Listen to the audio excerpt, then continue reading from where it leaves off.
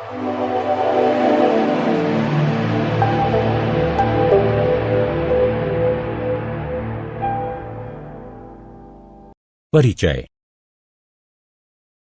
क्या आपने कभी निम्नलिखित खाद्य पदार्थों जैसे शीतल पेयों, घी, ब्रेड, दूध, नमक के पैक पर शुद्ध शब्द लिखा देखा है? जी हां, इन सभी पर शुद्ध लिखा होता है। तो आइए पदार्थों की शुद्धता के बारे में चर्चा करें। उद्देश्य। इस पाठ के अंत में आप निम्न करने में सक्षम हो जाएंगे: मिश्रणों के वर्गीकरण के बारे में जानना, मिश्रणों और शुद्ध पदार्थों के गुणधर्मों को पहचानना, किसी विलयन की सांद्रता को समझना, मिश्रणों और शुद्ध पदार्थों में अंतर को पहचानना, निलंबन और कोलाइडल के गुणधर्मों को पहचानना, मिश्रणों के अवयवों को वाष्पीकरण, अपकेंद्रण तथा निस्तारण द्वारा पृथक करना। मिश्रणों का वर्गीकरण। रासायनिक संगठन के आधार पर पदार्थों को दो प्रकारों में वर्गीकृत किया जा सकता है। पदार्थ शुद्ध पदार्थ या मिश्रण होते हैं। शुद्ध पदार्थ दो प्रकार के होते हैं: शुद्ध पदार्थ तत्व और यौगिक होते हैं। मिश्रण दो प्रकार के होते हैं: मिश्रण समांगी और विषमांगी होते हैं। शुद्ध पदार्थ और मिश्रण। शुद्ध पदार्थ वो पदार्थ होता है जिसमें केवल एक प्रकार का पदार्थ यानी तत्व अथवा यौगिक होता है। उदाहरणार्थ आयरन, कॉपर, हाइड्रोजन, जल इत्यादि। मिश्रण वह पदार्थ होता है जिसमें दो या दो से अधिक शुद्ध पदार्थ होते हैं। उदाहरणार्थ समुद्री जल, खनिज, मृदा इत्यादि।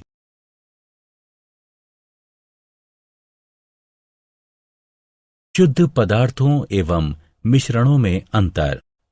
आइए अब एक नजर शुद्ध पदार्थ और मिश्रण के भेदों पर डालते हैं। शुद्ध पदार्थ, मिश्रण। शुद्ध पदार्थ में केवल एक प्रकार का पदार्थ होता है। मिश्रण में दो या दो से अधिक पदार्थ होते हैं। शुद्ध पदार्थों को भौतिक विधियों द्वारा अलग अलग पदार्थों में पृथक नहीं किया जा सकता। मिश्रण को भौतिक विधियों द्वारा इसके अवयवों में पृथक किया जा सकता है। शुद्ध पदार्थों के अपने निश्चित गुणधर्म होते हैं। मिश्रण अपने अवयवों के गुणधर्मों को दर्शाता है।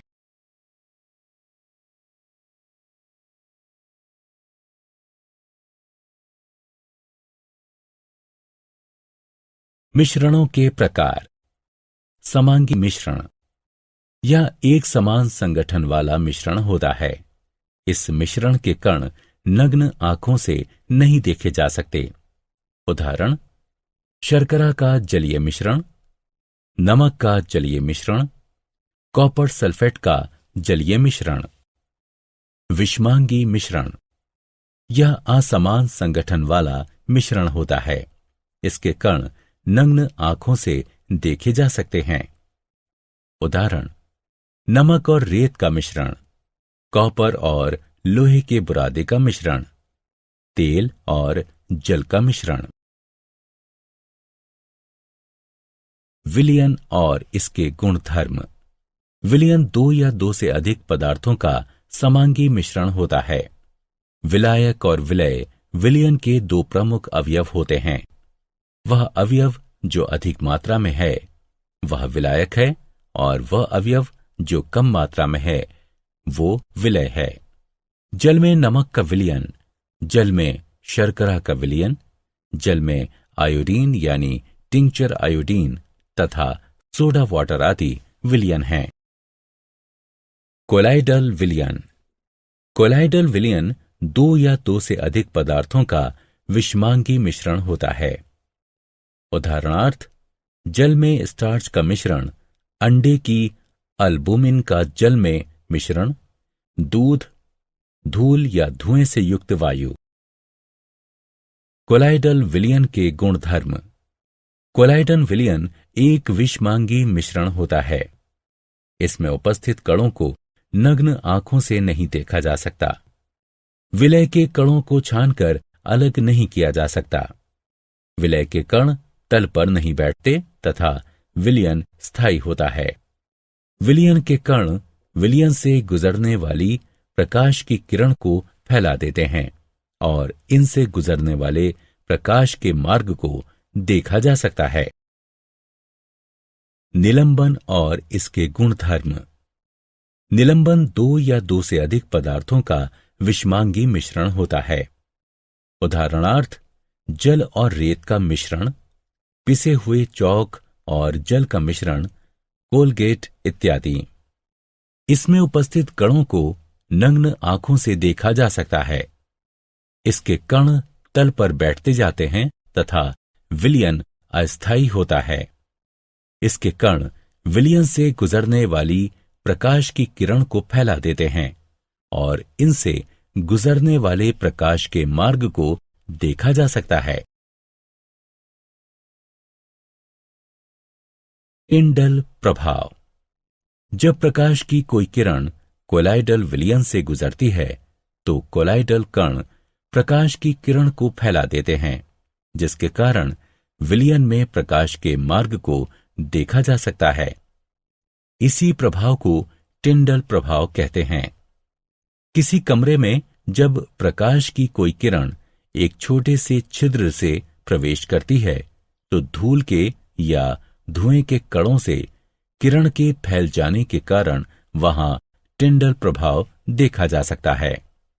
धूप में उपस्थित जल की बूंदों द्वारा प्रकाश के फैल जाने के कारण घने जंगलों में भी टिंडल प्रभाव को देखा जा सकता है।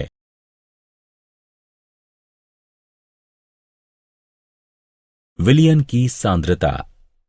किसी विलयन की सांद्रता विलय की वह मात्रा है जो विलयन या विलायक की दी गई मात्रा में उपस्थित होता है। किसी विलयन की सांद्रता विलय का वो द्रव्यमान है जो विलयन या विलायक के दिए गए द्रव्यमान में उपस्थित होता है। विलयन की सांद्रता उस विलयन के दिए गए आयतन में उपस्थित विलय के द्रव्यमान के रूप में भी दर्शाई जा सकती है। मिश्रण के अवयवों का पृथक्करण। विषमांगी मिश्रणों के अवयवों को निम्न विधियों द्वारा पृथक किया जा सकता है: वाष्पीकरण, अपकेंद्रण, निस्तारण, पृथक्करण कीप की सहायता से ऊर्ध्वपातन, क्रोमेटोग्राफी, आसवन और प्रभाजी आसवन।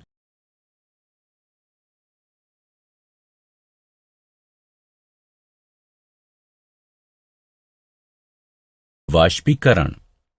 यह विधि वाष्पीकृत हो सकने वाले अवयव यानी विलायक को वाष्पीकृत न हो सकने वाले अवयव यानी विलय से पृथक करने के लिए अपनाई जाती है।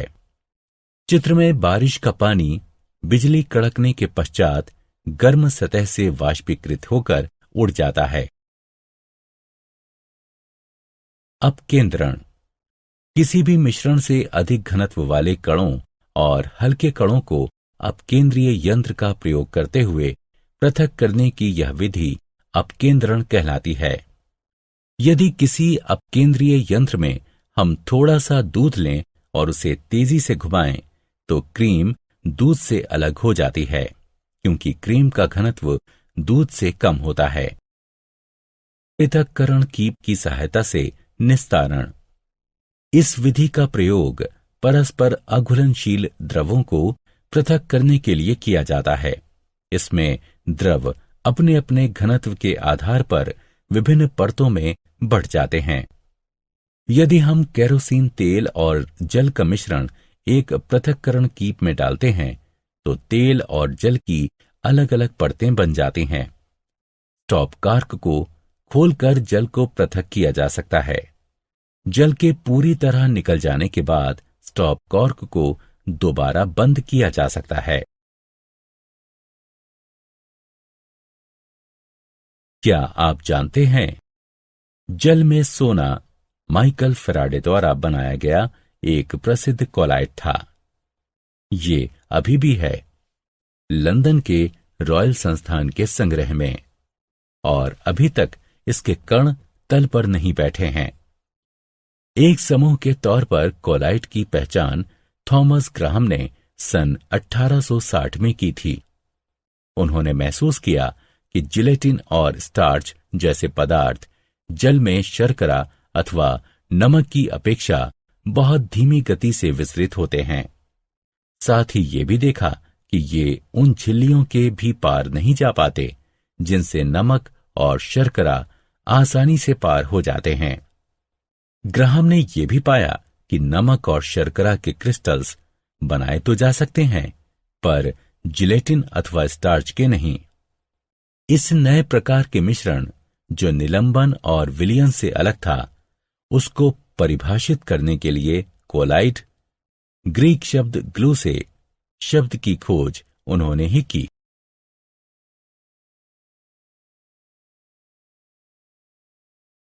सारांश। आइए हमने जो कुछ सीखा है उसे संक्षेप में दोहराएं। एक मिश्रण में एक से अधिक पदार्थ, तत्व अथवा यौगिक अनिश्चित अनुपात में होते हैं। विलयन दो या दो से अधिक पदार्थों का समांगी मिश्रण होता है। वे पदार्थ निलंबन बनाते हैं जो किसी विलायक में अघुलनशील होते हैं तथा जिनके कण नग्न आंखों से देखे जा सकते हैं। निलंबन एक विषमांगी मिश्रण होता है। कोलाइड एक ऐसा विषमांगी मिश्रण होता है जिसमें उपस्थित कण इतने छोटे होते हैं कि नग्न आंखों से देखे नहीं जा सकते हैं, लेकिन इतने बड़े होते हैं कि प्रकाश को फैला सकें।